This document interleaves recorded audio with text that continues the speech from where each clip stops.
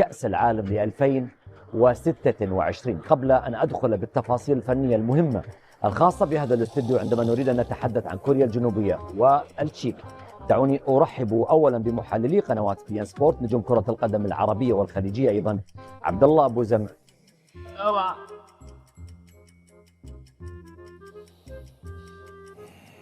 حاتم طرابلسي، اوعى القطر يا عم الحاج،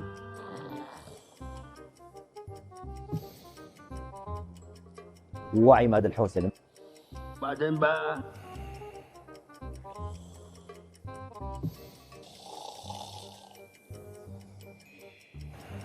في وسط الملعب،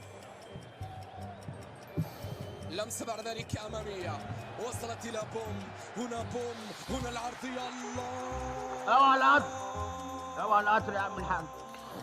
نمتوا ولا ما نمتوا؟ لا نمت الحمد لله. أول يوم نتعود بكرة. أول يوم. وأنا بعد أن بدأنا الساعة 4 صباحا أريد أن أعطيكم تقييم أيضا من أكثر واحد كبس عليه النوم.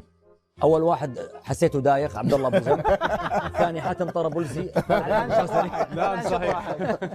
أتمنى لكم يوما سعيدا. شكرا لكم كمان، شكرا على حضوركم وآرائكم الفنية، شكرا لكل من تابعنا وشاهدنا في هذا الاستوديو. مشاهدينا الأعزاء، بعد انتصار منتخب كوريا الجنوبية بهدفين، مع السلامة.